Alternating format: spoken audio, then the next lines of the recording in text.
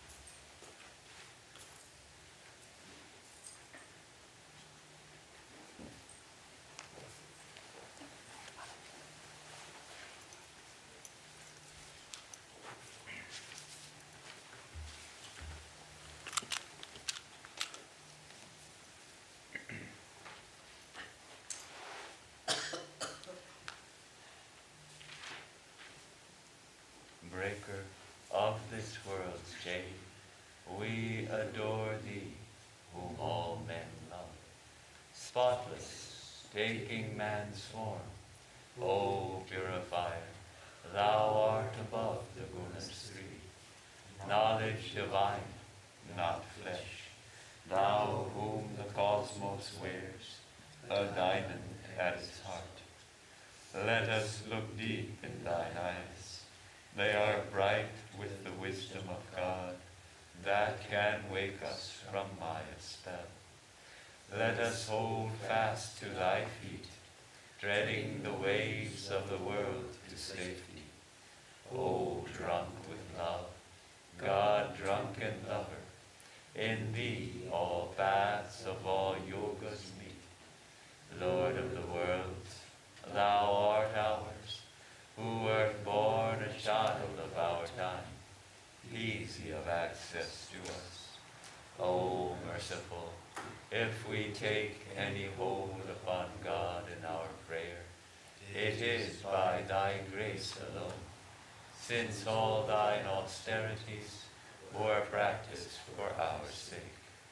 How great was thy sacrifice, freely choosing thy birth in this prison, our iron age, to unchain us and set us free. Perfect, whom lust could not taint, nor passion nor gold draw near. O Master of all renounced, fill our hearts full of love for thee.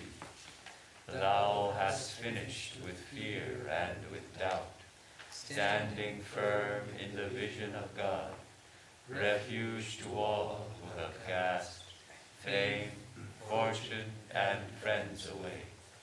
Without question thou shelterest us, and the world's great sea in its wrath seems shrunk to the puddle that fills the hoofprint in the clay.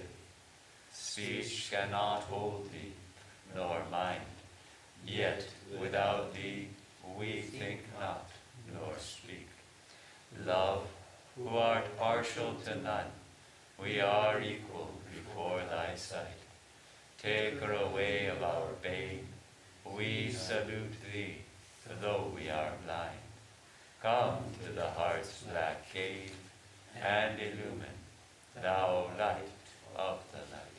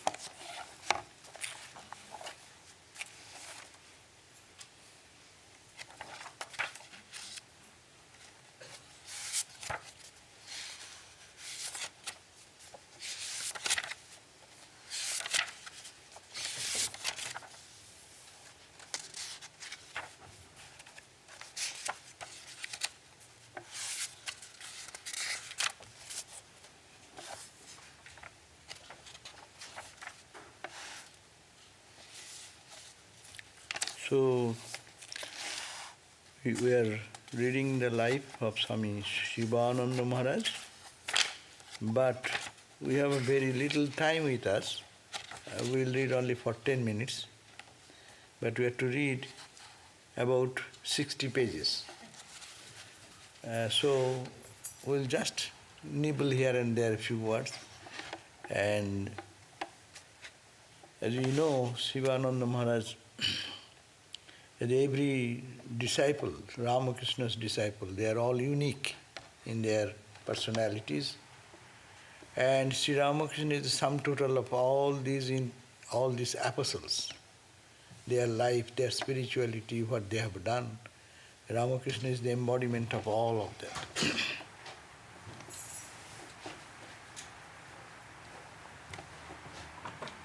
Close it, close it.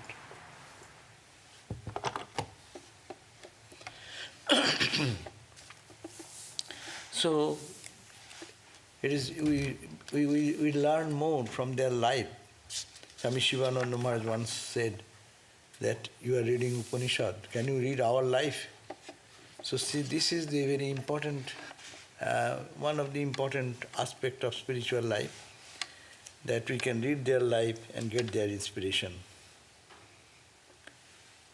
Sri Ramakrishna touched everyone and they became, or they were, potentially, they are all the companions of the Lord who come for the good of humanity for ages again and again. Here we find that Swami Shivananda, the earlier name Tarak, born in November 16, 1854 in Barasat, which is about a small town east of Calcutta. His father was a Ramkanai, was a devout Brahmin and was a worshipper of the Divine Mother. And as a tantric way of practice he used to do, that has been taken away. Now this house belongs to our Ramakrishna order. It is in center of ours. And his father used to do worship on tantric practice on 5 skulls under the ground. And that place is preserved in the temple. It has become a part of the temple. And father used to do, and Ramkanai, a successful lawyer in his personal life, was very generous and poor, and generous to the poor and to the holy people. And he used to keep about a boarding place for 30 poor students. He used to teach them free of charge. And so one day, before his birth, his mother, Bama Sundari Devi, her mother saw a dream. One night Bama Sundari had a dream in which Lord Shiva appeared before her and said, I am pleased with your devotion. I bless you. You will be the mother of a spiritual son. And because the child was born by the grace of Shiva, it is Tarakeshwar Shiva, his name was given as Taraknath. He started his education in the local place and then came to Barasat Missionary School and went to the high school later on. And then when he was in the 10th grade, Tarak learned that his father's income was not very much. So to help the family, he left the school and looked for a job, and in some years he worked in the railway and Ghaziabad. And while he was working in Mughal Sarai, Tarak spent long hours in practicing meditation. And he said himself that I was fond of meditation, pose of Shiva and Buddha. I tried to attain samadhi month after month. I rarely slept at night. I had that one thought, how to attain samadhi. One day while they were talking about the samadhi, his roommate Prasanna mentioned the name of a person who had experienced genuine samadhi, and he was Sri Ramakrishna of Dakshineshwar. And that is the information he first got. And then on Saturday in May or June of 1880, Tarak met Sri Ramakrishna at Calcutta in the home of Ramchandra Datta. And there, one of Ram's relative was the devotee of the master, worked with Tarok in the same office. So he used to share with Tarok all he knew about the master, and had told him that the master would be coming to Ram's house. And Tarok had also read much about Ramakrishna to Keshav Sen's report. And he found that Sri Ramakrishna in ecstasy. When Tarok arrived at Ram's house, he found that Ramakrishna in ecstasy, oblivious of his surrounding, and he was absorbed in the deep inside.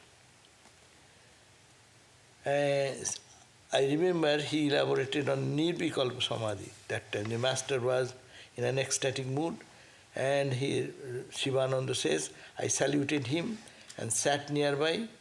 One can well imagine my surprise when I heard him talking eloquently on the subject which I had been so long to know about, Samadhi. I remembered he elaborated on Nirvikalpa Samadhi on that day.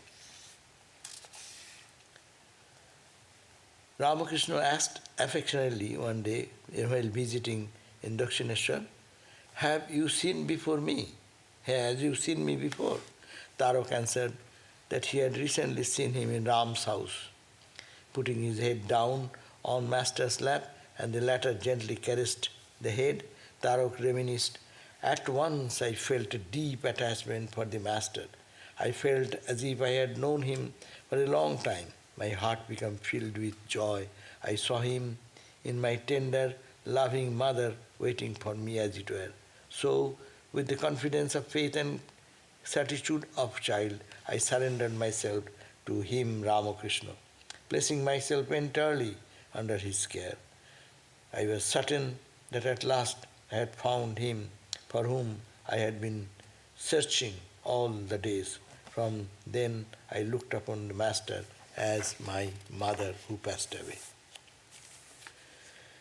And there are many stories. Then we find that he came ultimately, Ramakrishna. Tarok was fortunate to live with Sri Ramakrishna and serve the master while he was in Dakshineshwar and in Kasipur. Like the other disciples, Tarok recalled his experiences and his observations of the master. In those days, Tarok said that we used to sleep on the floor of his room. At bedtime, the master would tell us how to lie down. He would say that if we were to lie flat on our backs and visualize the Divine Mother in our hearts while falling asleep, then we would have spiritual dreams. He asked us to think of spiritual things while going to sleep. During the summer, he used to sleep on the veranda and were not bothered to be by mosquitoes.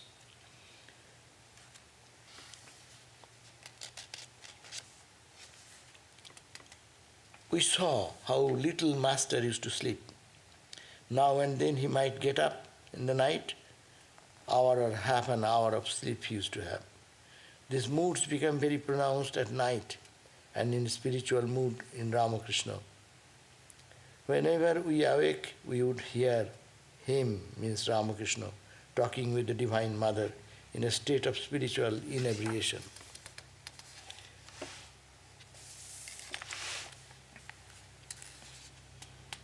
Tarok was first among the disciples to renounce the worldly attachments.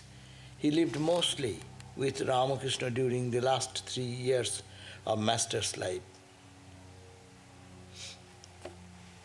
Tarok cooked his own food and practiced meditation in some solitary parks in Bean Street. Master privately one day spoke to Tarok, look, don't be too close to this boy, Nitya Gopal. His path is different. He does not belong to this place. And he used to protect him for making him a monk. So Tarok was changed his friendship. On 26 September 1885, Ramakrishna was taken to Calcutta for treatment in Sampukur. Taruk joined the other brother disciples here to serve the master.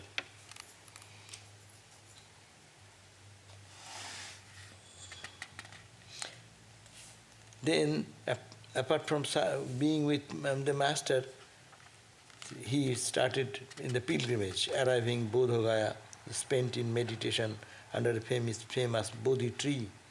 On the third night, Narendra felt intense longing for Buddha. He was overwhelmed by emotion, burst into tears, and embraced Tarok and meditating on. He said, "Now, where is my body?" Then he went on pilgrimage to different places. In the beginning of 1889, he felt the urge to lead a free and detached life of itinerant monk. He left for Kedarnath, Badrinarayan, and all these experiences. 1892, Shivananda again left for the monastery for Kurukshetra. He visited Jalamukhi, etc., or other holy places. While in the Himalayas, in the special attraction, it was for Shivananda, special attraction for Himalaya. In the middle of 1893, he returned to Almora and stayed several months. While there, he met E.T. Study, a young English theosophist who was leading a life of Hindu monk and practicing Raja Yoga. He was greatly attracted to Shivananda's personality and later heard about Vivekananda's success in America. And then he has a deep relationship with Swami Vivekananda, and there are stories. Vivekananda came back from the West, and then he started the Belur monastery. And on 13 February 1898, Ramakrishna Math was moved to Alambazar Math, Alambazar to Nilambar Babu's garden house. And then Shivananda and other disciples and the devotees of the Master were present on that auspicious occasion of the going to the new place. Finally, January 2, 1899, the monastery was moved from rented house to Belur Math, and Swamiji announced that all monks should join in the daily scripture reading and other regulations. And when he made a rule that all should meditate in the early morning, getting up from the bed. So Vivekananda made a rule in the monastery that all monks would have to get up at 4 o'clock, and then after washing meditate in the shrine. Otherwise they will have to beg for alms that day. One day Shivananda did not hear the bell, and as a result missed the morning meditation. Swamiji noticed this and later said to him, "Tarakda, we made the rule that those who did not come to the shrine would have to leave on alms that day." Shivananda replied, "Of course, I am leaving the monastery right now for alms, and whatever I shall get, that I will eat." After Swami Shivananda left to beg for alms, the food was offered to the master in the shrine as usual, and the lunch bell was rung, but Swamiji did not go to the dining hall. Instead, he waited on the western veranda. When Shivananda returned, Swamiji joyfully asked, "Tarakda, what did you bring? I have not eaten any food obtained by begging for a long time. Let us share the food and eat together." The two brothers, disciples, happily enjoyed the pure food. Swamiji used to train everyone to be very perfect. So one day, there is a hubble bubble was taken by Shivananda Swami, and the bubble was found in a different place, displaced from the place where it should be kept. Swamiji became very angry when he saw it. When he inquired who has left it there, someone told him that it was Swami Shivananda. Immediately Swamiji called him in a loud voice, "Tarakda." Hearing Swami's thundering voice, all were scared, even Swami Shivananda. No sooner had the Swami arrived than Swamiji threw the hubble bubble on the floor and broke it into pieces. Then he said to Shivananda, Now you collect money, buy a new hubble bubble, and keep it in its proper place. That was the way he was trying to train the others by teaching the brother monk, Swami Shivananda. Then 1902 to 1909, he was concentrated on establishing the permanent center in Varanasi with the Maharaj's help. So Swami Shivananda was there. And Belur Math, in other places, he came and stayed, and ultimately he became the president of the Belur Math. And I will read only a few because already time is gone. So, a glimpses of Swami Shivananda. Swami Shivananda was an extraordinary teacher and a guru by divine rights. His life was a commentary on what he preached. He never stood upon a public platform or addressed large audience, but he kept his spiritual treasure open for seekers of God. One day, Swami Kamaleshwarananda told Shivananda, "I want to study the Upanishads with you, Swami." Then Swami Shivananda replied, "Can you study our lives? Our lives are verily Upanishads. Here you will find the quintessence of the scriptures. The light that I received from the Master, I am sharing with you. The flame of one lamp lights another. The flame of one lamp lights another. Thus we are all connected."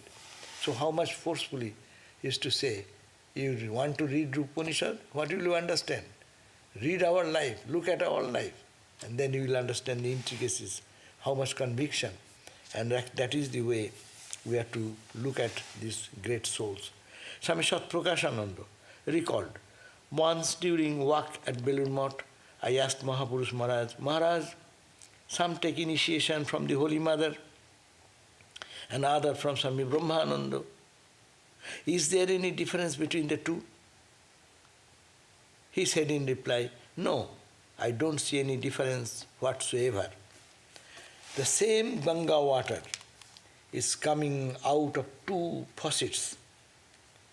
The same grace of the Master is flowing out through the Holy Mother and Maharaj. The one substance is in the two receptacles. But look here, what do you mean by taking sannyas? They receive it. They receive it. It is given. It is given to them. No sooner did I hear this than my inner eyes were opened with regard to initiation, and a great problem was solved from me. Dependence on the divine coupled with self-reliance ruled my heart." This is also a great training for us. It is a question of who is initiating and who is getting initiation. Swami Apurvananda recorded one incident. One morning, Swami Shivananda, after lying down for a while, was seated on his bed. He seemed solemn and withdrawn, but suddenly said to the attendant standing near, "Will you go and see if there is someone who wants initiation?" The attendant looked here and there and then went downstairs, where he found one woman who wanted initiation. After inquiry, he was startled by the information she gave about herself. She was young and had come from a village. She told the story of her sinful life and said that although born in a Brahmin family, she had kept bad company and gone astray. In a remorseful tone, she said, "May I not see him, Mahapurush Maharaj once?" When the attendant, looking disturbed, returned to the Swami, the latter inquired very earnestly, "Tell me, is someone there?" The attendant reluctantly replied, "Maharaj, it is a lady who wants initiation." But before the attendant could finish what he felt he must say, Mahapurush Maharaj remarked, "What of that? Ask her to bathe in the Ganges and come to me after visiting the shrine." Sri Ramakrishna is the Redeemer of the fallen. He came especially to uplift them. What will happen to them if he did not come to their rescue? One could not then call him the savior of the fallen. The Swami was ready to shower his blessings upon her. Later, when after her bath she came for initiation, he said, if he knew everything of her, she said to her, what is there to fear, my daughter? You will certainly be blessed since you have taken refuge in Ramakrishna, our master and savior. Say this, whatever sin I have committed in this life and in lives past, I offer them here to the master, and I will sin no more. After initiation, the woman appeared to be an altogether new person. Later the day, the Swami remarked, do you know why there is so much sickness in the body? So much suffering? The sin of others are being worked out in this body. If not, why should it suffer so much? That is an example how Mahapurush Maharaj is to take away all the sufferings of others. So we have no more time, so we end here. Sri Ramakrishna, his last days, on February of 3, 1934, 9 months after the stroke, Swami Shivananda developed pneumonia. His condition slowly deteriorated. Several eminent doctors struggled to keep him, this great soul, alive. Swami Shivananda lived to see Sri Ramakrishna's birth anniversary on the 15th and the public festivity on the 18th of February. He passed away in the evening, 5:36 p.m. on Tuesday, 20th February 1934.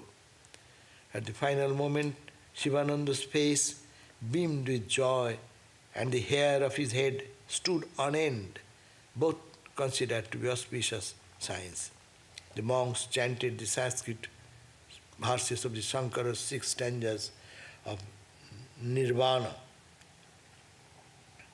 Puspadanta Siva Mahimna Stotram, the Upanishads and the Gita. Abhedananda Swami came and offered flowers at the feet of Swami Shivananda and recited a line from the Bhagavatam, O great soul, my salutation at your lotus feet. According to the traditional custom, Shivananda's body was bathed in the Ganga, decorated with flowers and sandal paste, and then consigned to the flames of the funeral pyre on the bank of Ganga. Hundreds of monks and devotees solemnly repeated, Glory be unto Ramakrishna. If anyone ever asked where he would go after leaving the body, Swami Shivananda replied that his rightful place would be in Ramakrishna Loka, the abode of Ramakrishna with the Master. His life is a glowing example of a person who continuously lived in God consciousness. One day, he humbly said to the monk, Look, I am Master's dog. As a dog protects the precious wealth of his master from robbers, so I am protecting the valuable spiritual treasure, discrimination, renunciation, knowledge, devotion, etc., of the master in this monastery. He who stays here like a faithful dog will attain the greatest good. Om Shanti, Shanti, Shanti.